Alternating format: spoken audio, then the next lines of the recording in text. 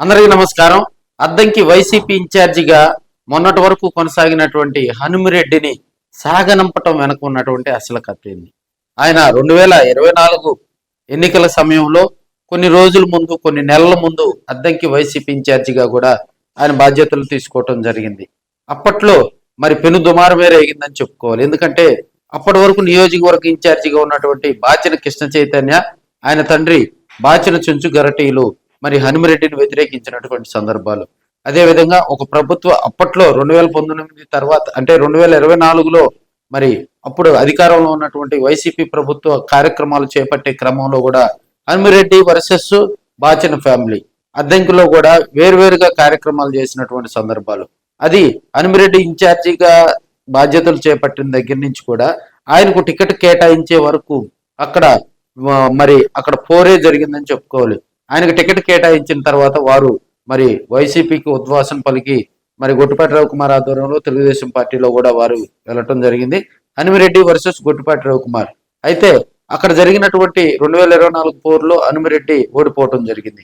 అప్పటి నుంచి ఆయన నియోజకవర్గానికి చాలా దూరంగా ఉంటూ వ్యాపారాల్లో బిజీగా గడుపుతూ ఆయన సోదరును అక్కడ వైసీపీ బాధ్యతలు అక్కడ కార్యక్రమాలు చక్కబెట్టేలాగా, ప్రెస్ మీట్లు పెట్టేలాగా, అదేవిధంగా లోకల్ గా ఉన్నటువంటి మండల నాయకులకు, గ్రామ నాయకులకు పార్టీ కార్యాలయం ఏర్పాటు చేసుకొని అక్కడ అడపాదడప కార్యక్రమాల్లో మాత్రమే హనుమిరెడ్డి వచ్చేవాళ్ళు. అదేవిధంగా రాష్ట్ర పార్టీ ఆదేశించినటువంటి కొన్ని కార్యక్రమాల్లో అడపదడప రావటం, అప్పుడప్పుడు తలుక్కున మెరిచి మరి అక్కడ ఉన్నటువంటి తెలుగుదేశం పార్టీ కూటమి ప్రభుత్వమై హనుమిరెడ్డి విమర్శలు చేయటం మరి అక్కడ ఉన్నటువంటి క్యాడర్కు నచ్చలేదని కూడా మనం తెలియజేసుకోవచ్చు. అక్కడ నుంచి జరిగిన పరిస్థితులు కనుక చూసినట్లయితే హనుమిరెడ్డి పట్ల అక్కడ ఉన్నటువంటి మరి వైసీపీ గ్రామ పార్టీలు, అదేవిధంగా మండల పార్టీలు, జిల్లా పార్టీలో ఉన్నటువంటి ఒక వర్గం సర్పంచ్లు అయితేమి, ఎంపీటీసీలు అయితేమి వైసీపీ మరి అధినాయకత్వానికి కూడా మరి కంప్లైంట్ చేసే స్థాయికి హనుమిరెడ్డి వ్యవహారం వెళ్ళిందని చెప్పుకోవచ్చు. అక్కడ జరిగిన విపత్కర పరిస్థితుల దృష్ట్యా మరి అధిష్టానం కూడా వాటిని అన్నింటినీ పరిశీలించి హనుమిరెడ్డికి చెక్ పెట్టింది. మరి ఆయన ప్లేస్ లో కూడా ఒక young mass leader Chintalapudi Ashok Kumar doctor గారిని హనుమిరెడ్డి ప్లేస్ లో కూడా రప్పించేలా చేయటం జరిగింది. అద్దంకి రాజకీయాల్లో చింతలపూడి అశోక్ కుమార్ మరి ఆయనకంటూ ఒక పేజీ క్రియేట్ చేసుకుంటారా, లేకపోతే హనుమిరెడ్డి లాగా ఉంటారా అనేది అక్కడ కొంతమందికి ఉత్పన్నం అయ్యేటువంటి ప్రశ్న.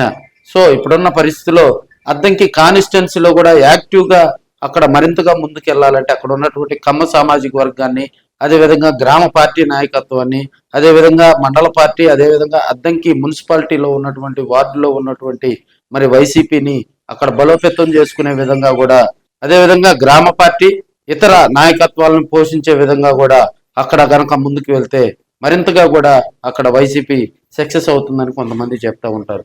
మరి రాబోయే రోజుల్లో కూడా వైసీపీ ఎలాంటి నిర్ణయాలు తీసుకుంటుందని వెయిట్ అండ్ సీ.